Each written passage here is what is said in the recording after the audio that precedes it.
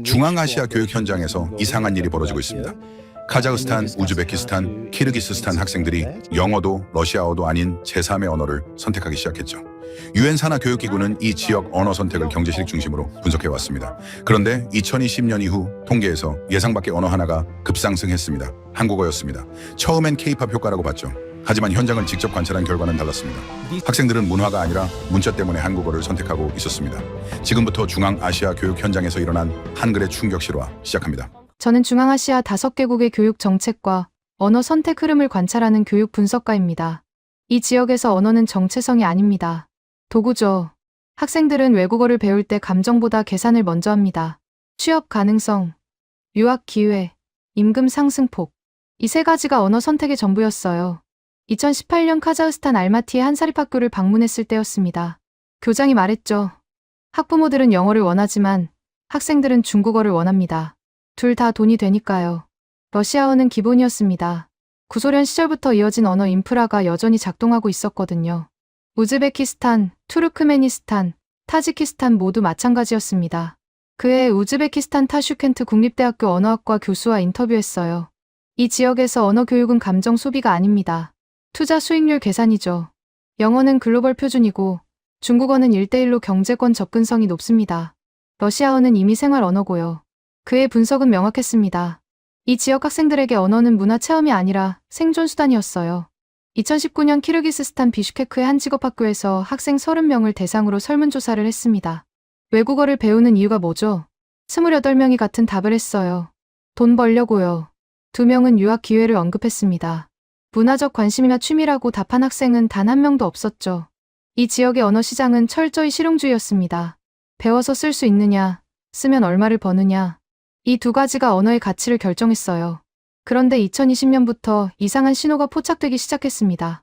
카자흐스탄 교육부 통계에서 한국어 수강 신청 인원이 전년 대비 41% 증가한 겁니다. 우즈베키스탄도 비슷했어요. 타슈켄트 세종학당 등록자가 2019년 340명에서 2020년 580명으로 늘어났죠. 처음엔 K-팝 효과라고 봤습니다. 방탄소년단과 블랙핑크의 인기가 언어학습으로 이어진 거라고요. 하지만 직접 학생들을 만나보니 예상과 달랐습니다. K-팝 좋아해서 한국어 배우나요? 아니요. 취업 때문이요. 한국 기업 채용이 맞나요? 그것도 있지만 일단 배우기 쉬워서요. 배우기 쉽다는 말이 반복됐어요. 문화적 동경이 아니라 학습 효율성을 먼저 언급하는 학생들이 많았습니다. 저는 이 지역 언어 선택 흐름을 오래 관찰했지만 난이도를 선택 기준 1순위로 꼽는 경우는 처음이었어요. 영어는 어렵지만 필수였고 중국어는 어렵지만 돈이 됐습니다. 러시아어는 이미 쓰고 있었고요. 그런데 한국어는 쉽다는 이유로 선택되고 있었어요. 언어 시장에서 난이도가 경쟁력이 된 건 이례적인 일이었습니다. 그래서 저는 이 현상을 직접 확인하기로 했죠. 2021년 초 우즈베키스탄 사마르칸트의 한 사립어학원을 방문했습니다. 한국어반 학생은 22명이었어요. 평균 연령 19세, 대부분 대학 진학을 앞둔 고등학생이거나 직업훈련 중인 청년들이었죠. 첫 수업을 참관했습니다. 강사가 칠판에 한글 자음을 썼어요. 기역, 이은, 디귿, 리을. 학생들이 따라 읽었습니다. 발음은 서툴렀지만 읽기 자체는 막힘이 없었어요. 강사가 물었죠. 어제 배운 글자 기억나죠? 학생 하나가 노트를 펼쳤습니다. 한글 자음 14개와 모음 10개가 정리돼 있었어요. 이거 다 외웠어요? 외울 필요 없었어요. 그냥 읽으면 돼요. 그 학생은 스마트폰을 꺼내 한글 키보드를 보여줬습니다. 자음 14개, 모음 10개, 24개만 알면 전부 입력할 수 있어요. 영어보다 쉬워요. 저는 그때 깨달았습니다. 이 학생들이 주목한 건 한국어가 아니라 한글이었어요. 언어 이전의 문자 시스템 자체가 선택의 이유였던 겁니다. 수업이 끝난 뒤 학생 몇 명과 이야기를 나눴습니다. 한글이 왜 쉬운 것 같아요? 한 학생이 답했어요. 발음대로 적히니까요. 영어는 쓴 거랑 읽는 게 달라요. 러시아어도 비슷하고요. 근데 한글은 보면 바로 읽혀요. 다른 학생이 덧붙였습니다. 키보드 입력도 빨라요. 자음 모음 조합만 알면 되니까 헷갈릴 일이 없어요. 이 학생들은 한글을 언어학습의 장애물이 아니라 진입 장벽을 낮추는 도구로 인식하고 있었습니다. 그날 저녁 어학원 원장과 저녁 식사를 했어요. 학생들이 한국어를 선택하는 이유가 뭐라고 보십니까? 처음엔 K-드라마 때문이라고 생각했죠. 근데 직접 물어보니 아니더라고요. 취업하려면 외국어 하나쯤은 해야 하는데 영어는 너무 어렵고 중국어는 문자부터 막막하대요. 그래서 한국어를 시작했는데 생각보다 빨리 읽고 쓸 수 있으니까 계속하는 거죠. 원장의 설명은 명확했습니다. 한글의 구조적 효율성이 언어 선택의 결정적 요인이 되고 있었어요. 저는 그날 밤 숙소로 돌아와 자료를 정리했습니다. 중앙아시아 학생들에게 한국어는 좋아서 배우는 언어가 아니었습니다. 배울 수 있어서 선택한 언어였죠. 그리고 그 선택 가능성을 만든 건 한글이었습니다. 2021년 3월, 저는 카자흐스탄 알마티의 한 언어 교육 세미나에 참석했습니다. 주제는 중앙아시아 외국어 교육의 현재와 미래였죠. 발표자 대부분은 영어와 중국어 교육 확대를 강조했어요. 예상 가능한 내용이었습니다. 그런데 한현직 교사가 손을 들었어요. 학생들이 중국어를 포기하는 이유를 아십니까? 한자 때문입니다. 1000개를 외워도 신문 하나 제대로 못 읽어요. 회장이 술렁였습니다. 발표자가 답했죠. 중국어는 경제적 가치가 높습니다. 난이도는 극복해야 할 과제일 뿐이죠. 교사가 다시 말했어요. 극복 가능한 과제가 아닙니다. 학생들은 이연을 배워도 자기 이름조차 제대로 쓰지 못해요. 그래서 중도 포기율이 60%를 넘습니다. 그 교사는 한국어반도 운영하고 있었어요. 한국어반은 3개월이면 학생들이 문장을 읽고 씁니다. 문자 장벽이 낮으니까요. 저는 세미나가 끝난 뒤 그 교사를 따로 만났습니다. 중국어와 한국어, 학습 속도 차이가 정말 그렇게 큽니까? 비교 자체가 안 됩니다. 중국어는 문자 암기에만 1년이 걸려요. 한국어는 한글 잠옷 24개 익히는데 일주일이면 충분하죠. 그는 노트북을 꺼내 학생 데이터를 보여줬어요. 작년 중국어반 등록 학생 45명 중 1년 뒤 남은 인원은 18명입니다. 한국어반은 38명, 등록에 32명이 남았어요. 탈락률이 확연히 다릅니다.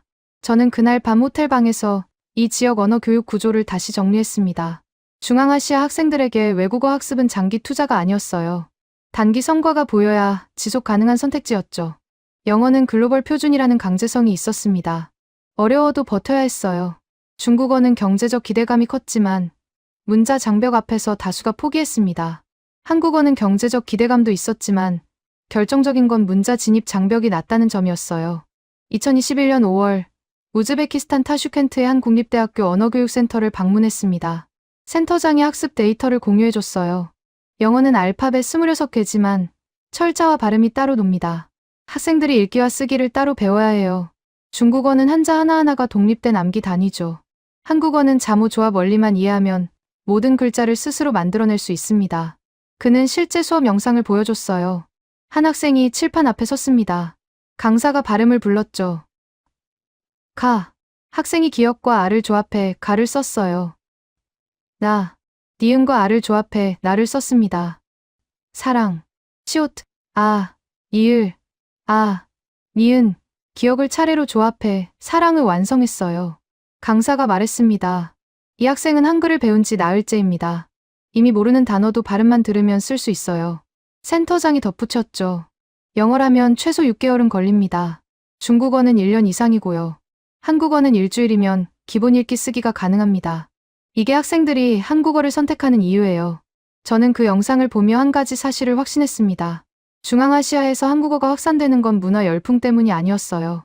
한글의 구조적 효율성 때문이었습니다.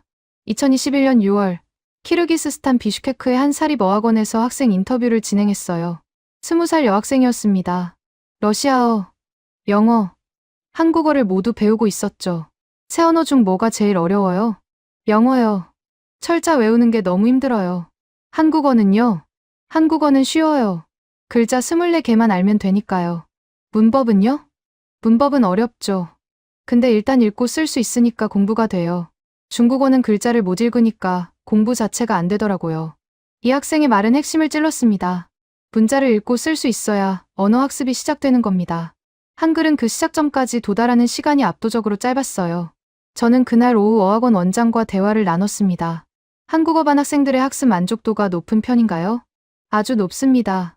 첫 달에 성취감을 느끼거든요. 영어는 3개월 배워도 문장 하나 제대로 못 쓰는 학생이 많아요. 한국어는 한 달이면 짧은 문장을 스스로 쓸 수 있죠. 그럼 한국어 수요가 계속 늘어날까요? 늘어날 겁니다. 학생들끼리 입소문이 나거든요. 배우기 쉽다고요. 저는 그 순간 깨달았습니다. 한글은 단순히 문자가 아니었어요. 언어학습의 진입 장벽을 낮추는 전략적 도구였습니다.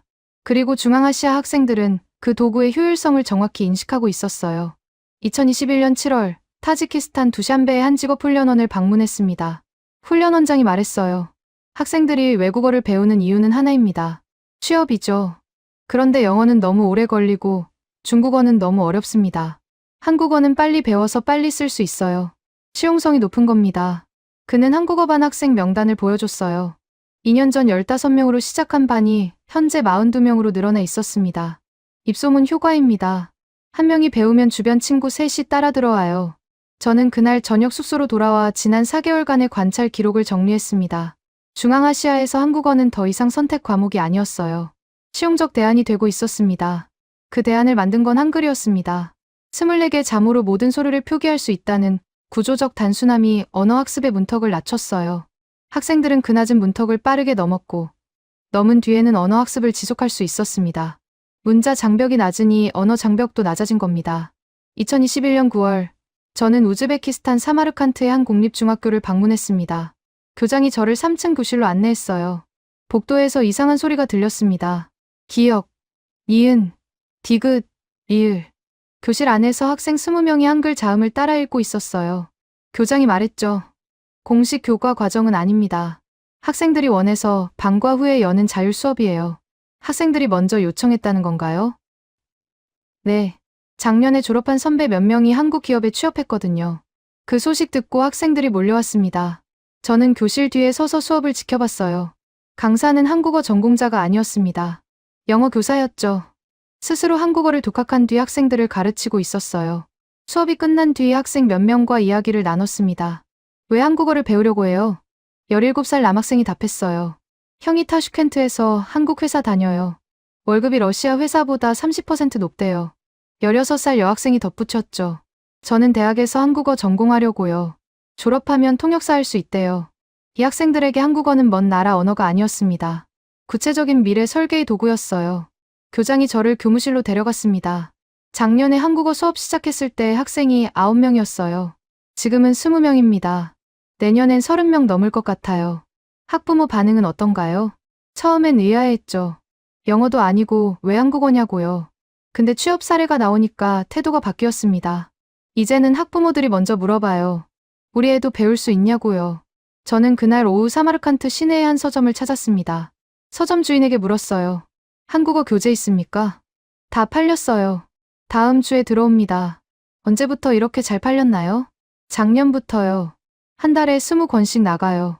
전엔 분기에 5권 팔렸거든요. 서점 한쪽에 한국어 학습 관련 책 코너가 따로 마련돼 있었습니다. 영어 코너보다 작았지만 중국어 코너보다는 컸어요. 주인이 말했죠. 젊은 사람들이 많이 사갑니다. 학생도 있고 직장인도 있어요. 다들 혼자 공부하려고 책 사가더라고요. 저는 서점을 나와 근처 카페로 갔습니다. 카페 안에서 노트북을 펼치고 한글을 타이핑하는 젊은 여성이 보였어요. 다가가서 물었습니다. 한국어 공부하세요? 네. 유튜브 보면서 독학하고 있어요. 학원은 안 다니세요? 학원비가 비싸요. 그래서 혼자 배우는 중이에요. 한글은 유튜브만 봐도 익힐 수 있거든요. 그 여성은 스마트폰을 꺼내 즐겨찾기 목록을 보여줬어요. 한국어 학습 채널이 7개나 저장돼 있었습니다. 매일 1시간씩 봐요. 발음 따라하고 한글 쓰는 연습하고요. 한 달쯤 하니까 이제 간단한 문장은 읽어요. 저는 그 자리에서 한 가지 패턴을 발견했습니다. 중앙아시아에서 한국어 학습은 제도권 교육만으로 확산되는 게 아니었어요. 개인들이 스스로 배우고 그 효과를 주변에 전파하는 방식으로 퍼지고 있었습니다. 2021년 10월 카자흐스탄 알마티의 한 대학교 도서관을 방문했어요. 사서에게 물었습니다. 한국어 관련 자료 대출 현황 좀 볼 수 있을까요? 사서가 데이터를 뽑아줬습니다. 2019년 한국어 교재 대출 건수는 83건이었어요. 2020년엔 147건, 2021년 9월까지 이미 221건이었습니다. 이용자 연령대는 어떻게 되나요? 20대가 60% 넘습니다. 대학생이 많아요. 사서가 덧붙였죠. 한국어 교재는 회전율이 높아요. 빌려가면 연차 없이 바로 반납하고 다음 사람이 또 빌려가요. 수요가 계속 있다는 뜻이죠. 저는 도서관 열람실을 둘러봤습니다. 한 남학생이 한글 쓰기 연습장을 펼쳐놓고 있었어요. 옆에는 한국어 기초 회화 교재가 놓여 있었습니다. 공부하는 거 잠깐 여쭤봐도 될까요? 네. 전공이 한국어인가요? 아니요. 경제학과요. 한국어는 부전공으로 배우고 있어요. 왜 한국어를 선택했어요? 주변에 한국어 할 줄 아는 친구가 셋있어요. 다들 졸업 전에 취업 제안 받았거든요. 그래서 저도 시작했어요. 그 학생은 한글 쓰기 연습장을 보여줬습니다. 한 달 전부터 시작했는데 이제 기본 자문은 다 써요. 문법은 아직 어렵지만 읽고 쓰는 건 할만해요. 저는 도서관을 나와 대학교 주변 식당가로 갔습니다. 한 식당 벽에 한글로 쓰인 메뉴판이 붙어 있었어요. 이거 왜 한글로 쓴 거예요? 주인이 답했습니다. 한국 사람 손님이 가끔 와요. 그리고 한국어 배우는 학생들도 와서 읽어보고 가더라고요. 재미있어 하길래 그냥 뒀어요. 주인은 한국어를 못했습니다.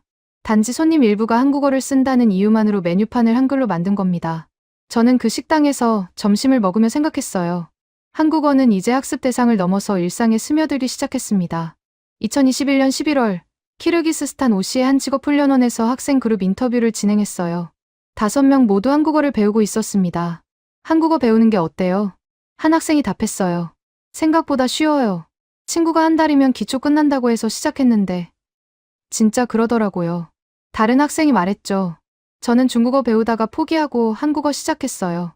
중국어는 글자가 너무 많아서 진도가 안 나갔거든요. 한국어는 글자 익히는데 일주일밖에 안 걸렸어요. 세 번째 학생이 덧붙였습니다. 형이 한국 회사 다녀요. 월급이 괜찮대요. 그래서 저도 한국어 배워서 취업하려고요. 이 학생들에게 한국어는 선택지 중 하나가 아니었습니다. 가장 현실적인 선택이었어요.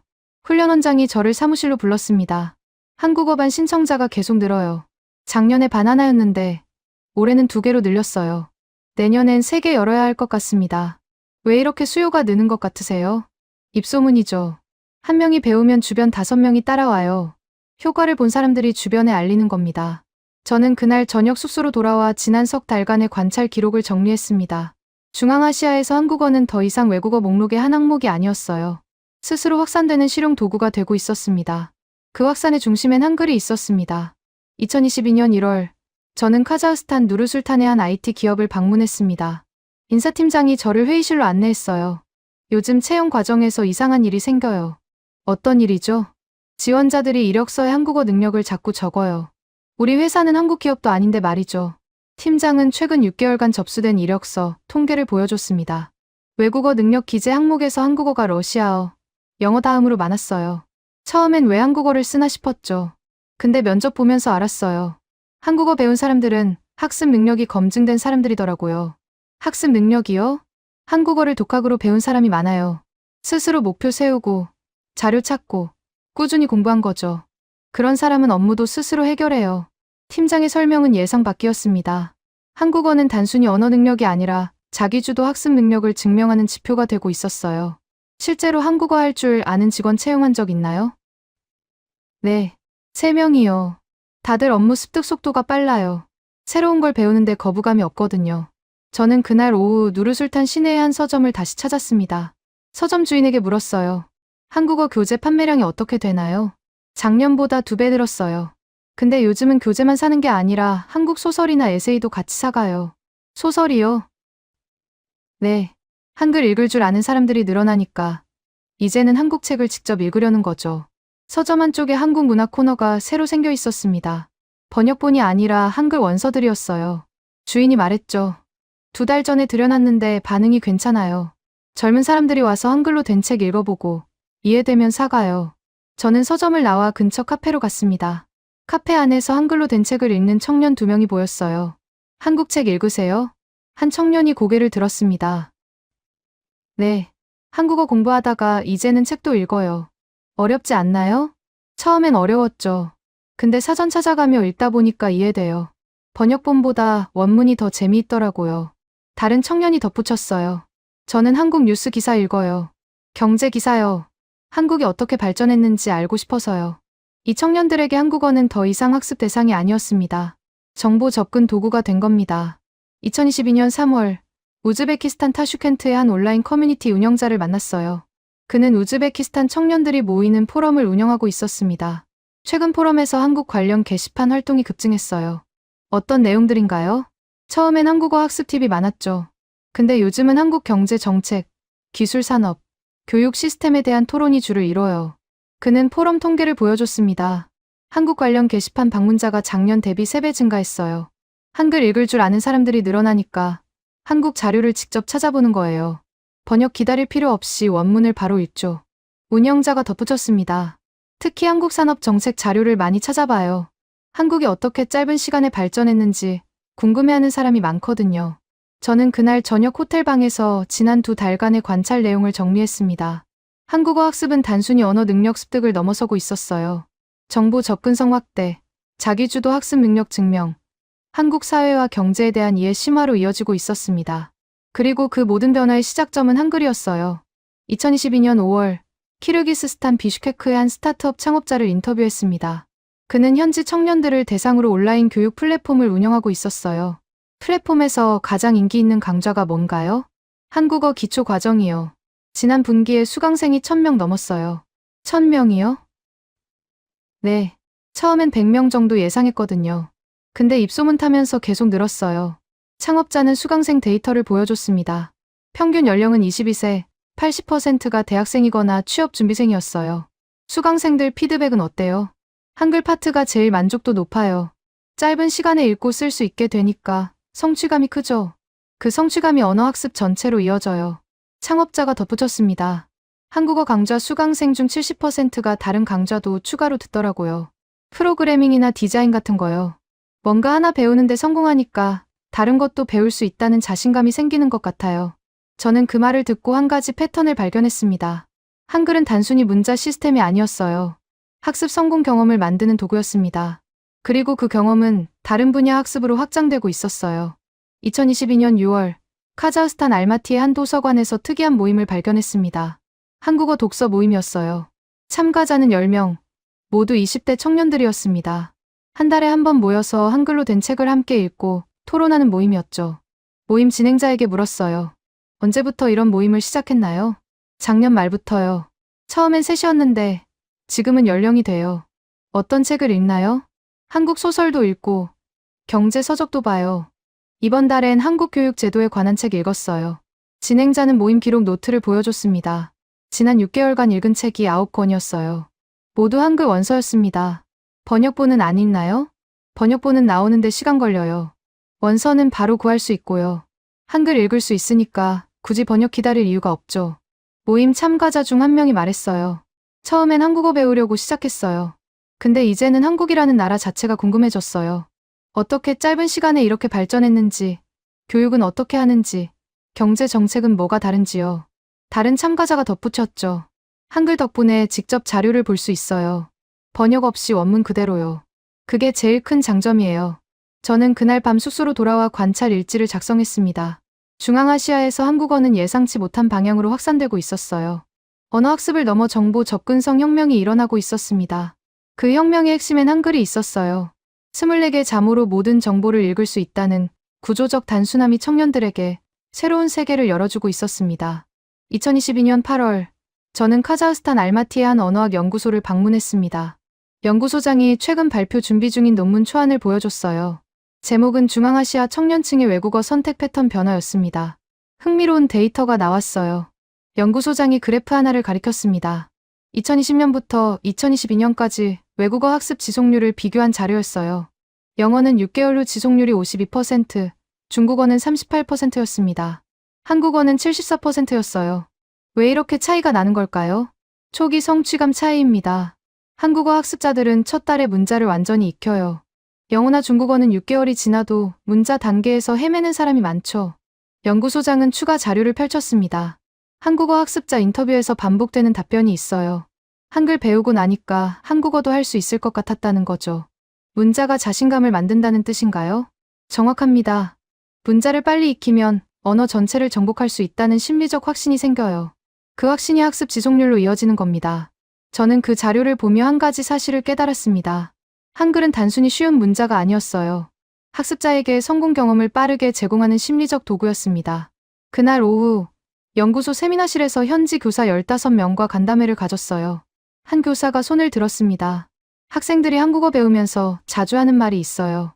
이 언어는 논리적이다라고요. 논리적이라는 게 무슨 뜻이죠? 자음과 모음을 조합하면 글자가 만들어지는 원리요. 학생들은 그 원리를 이해하면 스스로 글자를 만들 수 있다는 걸 알아요. 영어처럼 외워야 하는 게 아니라 만들 수 있다는 거죠. 다른 교사가 덧붙였어요. 한글 모음은 하늘, 땅, 사람을 본떠 만들었다는 설명하면 학생들이 놀라워해요. 문자에 철학이 있다는 걸 처음 알았다고요. 세 번째 교사가 말했습니다. 중국어는 한자 하나하나가 독립된 암기 대상이에요. 영어는 철자와 발음이 따로 놀고요.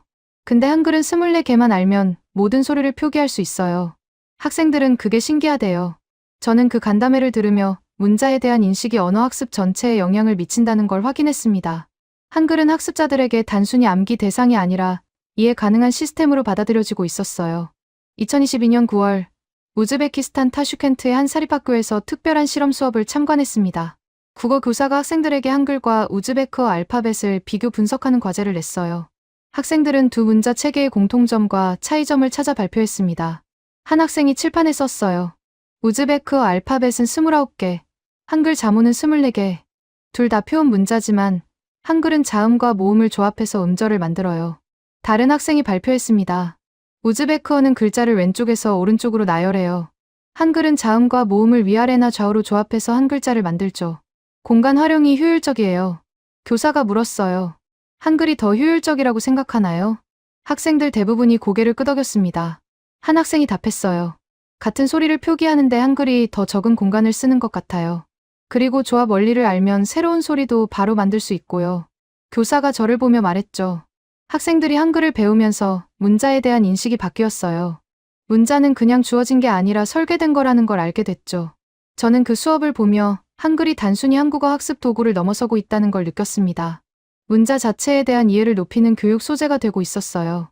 2022년 10월 키르기스스탄 비슈케크의 한 대학교 언어학과 교수를 인터뷰했습니다. 교수는 최근 학생들에게 세계 주요 문자 체계를 비교 분석하는 과제를 냈다고 했어요. 학생들 과제 중 절반 이상이 한글을 가장 효율적인 문자로 꼽았어요. 왜 그렇게 평가했나요? 배우기 쉽고, 쓰기 빠르고, 발음과 표기가 일치한다는 이유였어요. 특히 디지털 환경에서 입력 속도가 빠르다는 점을 강조한 학생이 많았죠. 교수는 학생 과제물 몇 개를 보여줬습니다. 한 학생은 이렇게 썼어요. 한글은 자음 14개, 모음 10개로 모든 한국어 소리를 표기한다. 이는 최소한의 기호로 최대한의 표현을 가능하게 하는 효율적 설계다. 다른 학생은 이렇게 적었습니다. 영어는 26개 알파벳으로 44개 음소를 표기하느라 철자와 발음이 불일치한다. 중국어는 수천 개 한자를 외워야 한다. 한글은 24개 자모 조합으로 이론상 무한한 소리를 만들 수 있다. 교수가 말했어요. 학생들이 한글을 직접 배우면서 문자 체계에 대한 이해도가 높아졌어요. 이제는 문자를 단순히 쓰는 도구가 아니라 분석 대상으로 봐요. 저는 그날 저녁 숙소로 돌아와 지난 2달간의 관찰 내용을 정리했습니다. 중앙아시아에서 한글은 더 이상 외국 문자가 아니었어요. 문자 체계 자체에 대한 인식을 바꾸는 기준점이 되고 있었습니다. 학생들은 한글을 통해 문자란 단순히 주어진 게 아니라 설계될 수 있다는 걸 배웠어요. 그리고 그 설계가 효율적일수록 언어학습 장벽이 낮아진다는 것도 경험했습니다. 2022년 11월 카자흐스탄 교육부 산하 언어정책 연구팀과 미팅을 가졌어요. 연구팀장이 보고서 한 부를 건넸습니다. 최근 3년간 외국어 학습 트렌드를 분석한 자료예요. 보고서에는 명확한 패턴이 나타나 있었습니다. 한국어 학습자는 평균 학습 기간이 18개월이었어요. 영어는 36개월, 중국어는 48개월이었습니다. 학습 기간이 짧은 이유가 뭐라고 보십니까? 초기 진입 장벽이 낮으니까요. 한글을 빨리 익히면 기본 회화까지 도달하는 시간이 짧아져요. 영어나 중국어는 문자 단계에서 시간을 너무 많이 써요. 연구팀장이 덧붙였습니다. 학생들 인터뷰에서 반복되는 말이 있어요. 한글 배우고 나서 한국어가 쉬워 보였다는 거죠. 문자가 심리적 장벽을 낮춘 겁니다. 저는 그 보고서를 보며 한 가지 확신을 얻었습니다. 한글은 한국어 학습의 출발점이 아니었어요. 한국어 학습을 가능하게 만드는 결정적 요인이었습니다. 중앙아시아 학생들은 한글 덕분에 한국어를 선택했고, 한국어 덕분에 한국이라는 나라를 이해하기 시작했어요. 그리고 그 모든 과정의 시작은 24개 자모였습니다. 2023년 2월, 저는 우즈베키스탄 사마르칸트의 한 공장을 방문했습니다. 섬유 공장이었어요.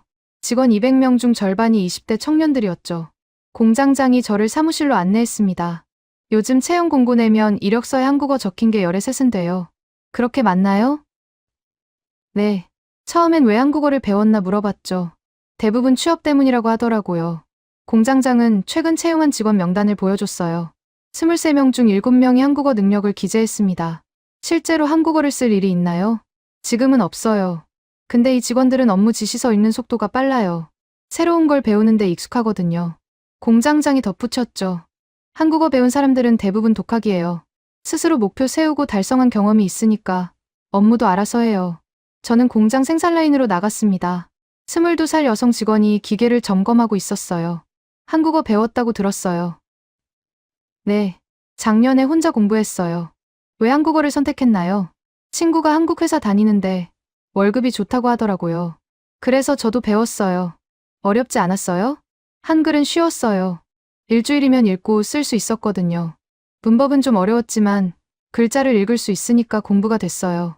그 직원은 스마트폰을 꺼내 한국어 학습 앱을 보여줬습니다. 매일 출퇴근하면서 30분씩 들어요. 6개월 했더니 기본 회화는 되더라고요.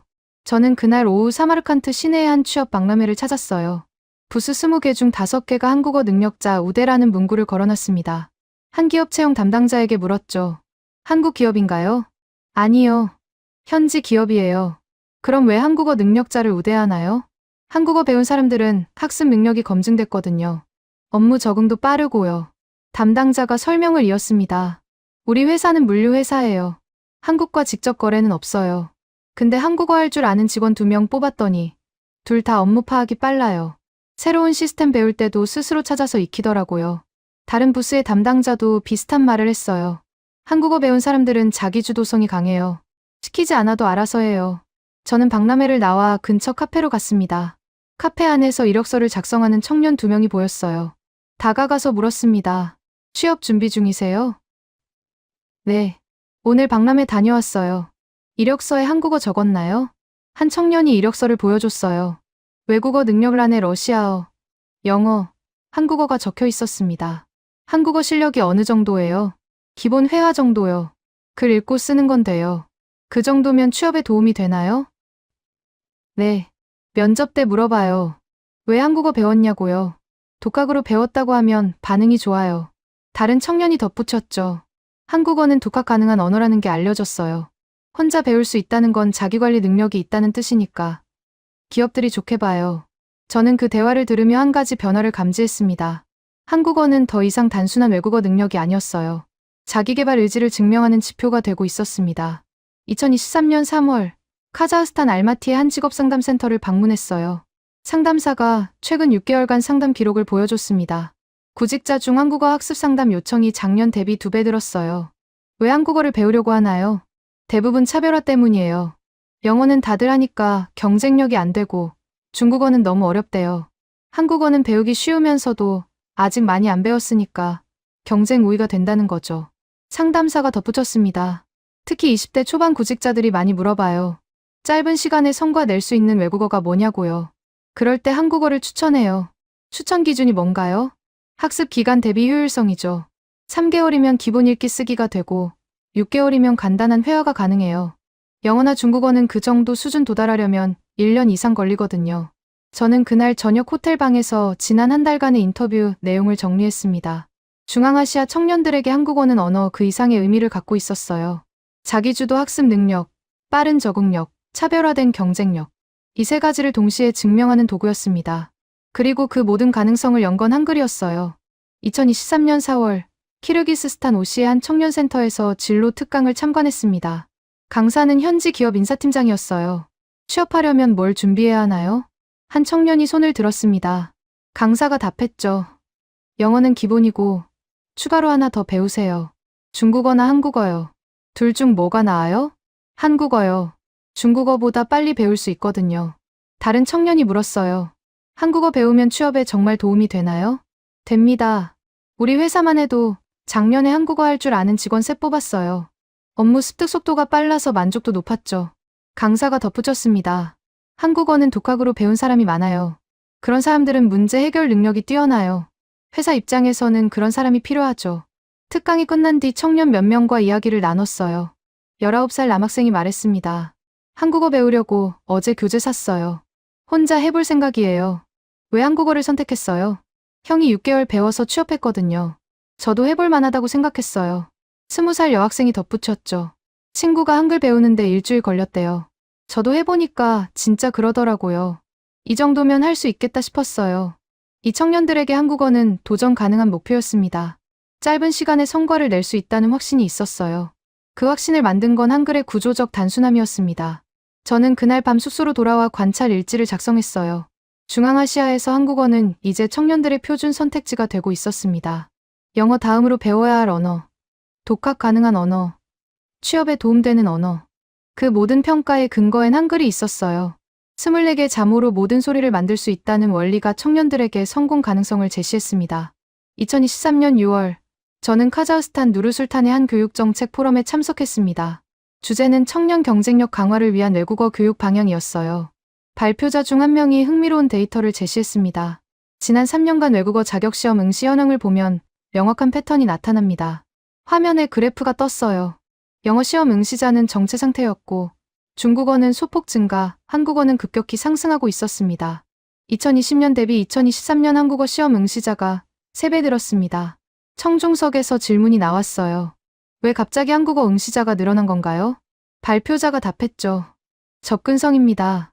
한국어는 혼자 공부해서 시험 볼 수 있는 수준까지 도달 가능하거든요. 영어나 중국어는 학원 없이는 힘들죠. 다른 참석자가 손을 들었습니다. 그럼 실제 언어 능력도 향상되고 있나요? 합격률을 보면 답이 나옵니다. 한국어 시험 합격률은 68%예요. 영어는 42%, 중국어는 35%입니다. 청중석이 술렁였어요. 발표자가 설명을 이었습니다. 독학으로 준비한 사람들이 많은데도 합격률이 높다는 건 언어 구조 자체가 학습하기 쉽다는 뜻입니다. 저는 포럼이 끝난 뒤 발표자를 따로 만났어요. 합격률 차이가 문자 시스템 때문이라고 보시나요? 그렇습니다. 한글은 표음 문자이면서도 조합 원리가 명확해요. 학습자가 스스로 원리를 파악할 수 있죠. 중국어는 한자 암기가 병목이고 영어는 철자와 발음 불일치가 장애물이에요. 발표자가 추가 자료를 보여줬습니다. 한국어 시험 응시자 설문조사에서 87%가 한글 덕분에 공부가 수월했다고 답했어요. 저는 그 자료를 보며 한 가지 전환점을 감지했습니다. 한국어는 이제 학습자, 개인의 선택을 넘어 교육정책 차원에서 주목받기 시작했어요. 2023년 7월, 우즈베키스탄 타슈켄트의 한 공립학교 교장과 인터뷰했습니다. 교장은 최근 학교 운영위원회에서 제2외국어 선택 과목에 한국어를 추가하는 안건을 통과시켰다고 했어요. 왜 한국어를 추가했나요? 학부모 요청이 많았어요. 작년부터 계속 문의가 들어왔거든요. 학부모들이 왜 한국어를 원하나요? 2가지 이유예요. 첫째는 배우기 쉽다는 거, 둘째는 취업에 도움된다는 겁니다. 교장이 덧붙였죠. 학부모들이 직접 조사를 해왔더라고요. 한국어 배운 졸업생들 취업률이 높다는 걸 확인하고 온 거예요. 실제로 그런가요? 네. 작년 졸업생 중 한국어 배운 학생 12명 전부 6개월 안에 취업했어요. 평균 취업 기간이 1년인 걸 감안하면 빠른 편이죠. 교장은 학부모 설문조사 결과를 보여줬습니다. 자녀에게 배우게 하고 싶은 외국어, 항목에서 한국어가 영어 다음으로 높았어요. 중국어보다 높네요. 네. 학부모들이 현실적이거든요. 중국어는 아이들이 중도 포기할 확률이 높아요. 한국어는 끝까지 해낼 가능성이 크고요. 저는 그날 오후 그 학교 학생 몇 명과 이야기를 나눴어요. 중학교 2학년 남학생이었습니다. 한국어 수업 신청했어요? 네. 다음 학기부터 들어요. 왜 한국어를 선택했어요? 형이 대학에서 한국어 배우는데 재미있대요. 글자 배우는데 일주일밖에 안 걸렸다고 하더라고요. 다른 여학생이 덧붙였습니다. 저는 영어가 너무 어려워요. 철자 외우는 게 힘들거든요. 한국어는 발음대로 쓴다고 해서 해볼까 해요. 이 학생들에게 한국어는 영어의 대안이 아니었어요. 더 쉬운 출발점이었습니다. 2023년 8월, 키르기스스탄 비슈케크의 한 사립교육기관 원장을 만났어요. 원장은 최근 한국어 특별반을 신설했다고 했습니다. 기존 외국어 과정과 뭐가 다른가요? 속성 과정이에요. 3개월 집중 프로그램이죠. 한글 익히고 기본 회화까지 끝내는 게 목표예요. 3개월이면 가능한가요? 가능해요. 이미 첫 기수가 끝났는데 수강생 25명 중 22명이 목표 달성했어요. 원장이 수강생 피드백을 보여줬습니다. 한 수강생은 이렇게 썼어요. 첫 주에 한글 다 배웠어요. 둘째 주부터는 단어랑 문장 익혔고요. 생각보다 빨리 읽고 쓸 수 있게 돼서 신기했어요. 다른 수강생은 이렇게 적었습니다. 영어 3년 배워도 제대로 못했는데 한국어는 3개월 만에 기본 회화가 됐어요. 한글이 쉬워서 그런 것 같아요. 원장이 말했죠. 수강생들이 공통적으로 하는 말이 있어요. 한글만 익히면 나머지는 할만하다는 거예요. 문자가 결정적이네요. 맞아요. 한글 배우는데 걸리는 시간이 일주일이니까 학습자들은 첫 주에 이미 성취감을 느껴요. 그 성취감이 동기부여가 되는 거죠. 저는 그날 저녁 숙소로 돌아와 지난 2달간의 인터뷰 내용을 정리했습니다. 중앙아시아에서 한국어는 교육 현장의 표준 옵션이 되고 있었어요. 학부모는 자녀의 성공 가능성이 높은 언어로 인식했고, 학생들은 부담 없이 시작할 수 있는 언어로 받아들였습니다. 교육기관은 단기간에 성과를 낼 수 있는 과정으로 설계했어요. 그 모든 가능성의 중심엔 한글이 있었습니다. 2023년 9월, 카자흐스탄 알마티의 한 교사 연수 프로그램에 참석했어요. 주제는 효과적인 외국어 교수법이었습니다. 한 교사가 발표했죠. 한국어를 가르치면서 느낀 건 학생들이 빠르게 자신감을 얻는다는 겁니다. 어느 시점에서 그런가요? 한글을 다 익혔을 때요. 보통 일주일에서 열흘 정도 걸려요. 그때부터 학생들 표정이 달라져요. 다른 교사가 덧붙였습니다. 영어나 중국어는 6개월이 지나도 학생들이 여전히 불안해해요. 제대로 배우고 있는 건지 확신이 없는 거죠. 한국어는 한 달만 지나도 스스로 문장을 만들 수 있으니까 확신이 생겨요. 세 번째 교사가 말했어요. 한글 덕분에 학생들이 언어 학습에 대한 두려움을 없애요. 이 정도면 나도 할 수 있다는 생각을 하게 되죠. 저는 그 연수 프로그램을 들으며 한 가지 사실을 확인했습니다. 한글은 단순히 쉬운 문자가 아니었어요. 학습자에게 심리적 안정감을 주는 장치였습니다. 그 안정감이 언어 학습 전체로 확장되고 있었어요. 연수가 끝난 뒤 교사 몇 명과 대화를 나눴습니다. 한 교사가 말했죠. 저는 영어도 가르치고 한국어도 가르쳐요. 두 언어의 가장 큰 차이는 학생들이 포기하는 시점이에요. 언제 포기하나요? 영어는 3개월 안에 30%가 포기해요. 진도가 안 나가니까요. 한국어는 6개월까지 포기율이 10%도 안 돼요. 다른 교사가 덧붙였어요. 한글을 익히는 순간 학생들은 이미 절반은 성공한 거예요. 나머지는 시간 문제죠. 저는 그날 밤 호텔 방에서 관찰 일지를 작성했습니다. 중앙아시아에서 한국어는 이제 청년들에게 가장 현실적인 외국어 선택지가 되고 있었어요. 배울 수 있다는 확신, 끝까지 해낼 수 있다는 자신감, 실제로 써먹을 수 있다는 기대감. 이 세 가지를 동시에 제공하는 언어였습니다. 그리고 그 모든 출발점은 한글이었어요. 24개 자모로 시작해서 무한한 가능성으로 확장되는 구조. 중앙아시아 청년들은 그 구조 안에서 자신들의 미래를 설계하고 있었습니다. 2023년 11월, 저는 중앙아시아 5개국을 다시 한번 순회했습니다. 3년 전 처음 이 지역을 관찰하기 시작했을 때와 풍경이 달라져 있었어요. 카자흐스탄 알마티의 한 서점 입구에 한글 학습서, 특별 코너가 생겼습니다. 우즈베키스탄 타슈켄트 지하철역 게시판에는 한국어 학원 광고가 붙어 있었어요. 키르기스스탄 비슈케크 대학가 카페에서는 한글로 메모하는 학생들이 보였습니다. 한국어는 더 이상 특별한 선택이 아니었어요. 일상적인 선택지가 되어 있었습니다. 저는 알마티의 한 대학교 도서관에서 마지막 인터뷰를 진행했어요. 21살 남학생이었습니다. 경제학과 3학년이었죠. 한국어 배운 지 얼마나 됐어요? 1년 반이요. 작년 초에 시작했어요. 왜 한국어를 선택했나요? 선배가 추천했어요. 배우기 쉽고 취업에 도움된다고요. 실제로 어땠어요? 쉬웠어요. 한글은 일주일 만에 다 익혔고 3개월 뒤에는 기본 회화가 됐어요. 지금은 한국 뉴스 기사도 읽어요. 그 학생은 노트북을 열어 한국 경제 신문 사이트를 보여줬습니다. 매일 한국 경제 기사 읽어요. 한국이 어떻게 발전했는지 공부하려고요. 번역기 안 써도 되나요? 기본은 읽혀요. 모르는 단어만 사전 찾아보면 되고요. 저는 그 학생에게 물었습니다. 한국어 배우길 잘했다고 생각해요? 당연하죠. 영어는 10년 배워도 신문 못 읽는 사람 많아요. 저는 한국어 1년 반 배워서 뉴스 읽어요. 효율적이죠. 그 학생의 말에는 확신이 있었어요. 자신이 옳은 선택을 했다는 확신이었습니다. 저는 도서관을 나와 대학 캠퍼스를 걸었습니다. 게시판에 한국어 스터디 모집 공고가 붙어 있었어요. 연락처 메모지가 절반 이상 뜯겨나간 상태였습니다. 캠퍼스 벤치에서 한글 교재를 펼쳐놓고 공부하는 학생 2명이 보였어요. 한 학생이 다른 학생에게 설명하고 있었습니다. 기억이랑 알을 합치면 가가 돼. 니은이랑 알을 합치면 나고.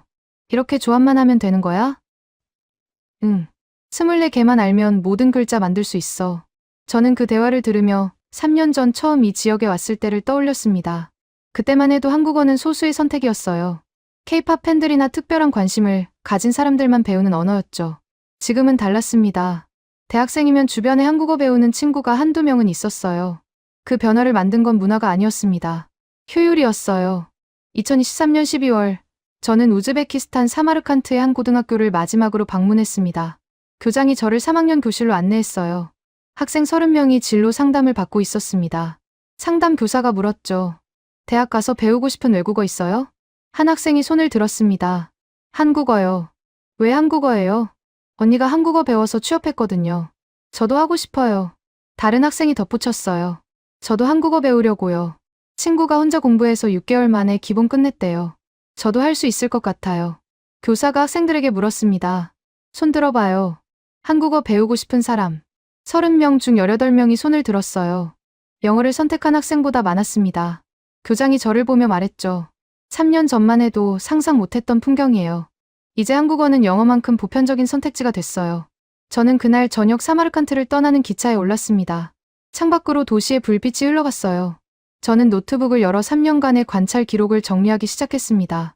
중앙아시아에서 한국어는 문화적 동경이 아니라 현실적 계산으로 선택되고 있었어요. 배우기 쉽다. 취업에 도움된다. 독학이 가능하다. 이 3가지 이유가 수천 명의 청년들을 한국어로 이끌었습니다. 그리고 그 모든 이유의 출발점은 한글이었어요. 24개 자모로 모든 소리를 만들 수 있다는 원리. 발음대로 쓰고 읽을 수 있다는 구조. 일주일이면 기본을 익힐 수 있다는 접근성. 한글은 언어학습의 진입 장벽을 낮췄고 그 낮은 장벽이 수많은 청년들에게 기회를 열어줬습니다. 저는 기차 안에서 마지막 인터뷰 영상을 다시 봤어요. 알마티 대학생이 한 말이 떠올랐습니다. 영어는 10년 배워도 신문 못 읽는 사람 많아요. 저는 한국어 1년 반 배워서 뉴스 읽어요. 효율적이죠. 효율. 그게 핵심이었습니다.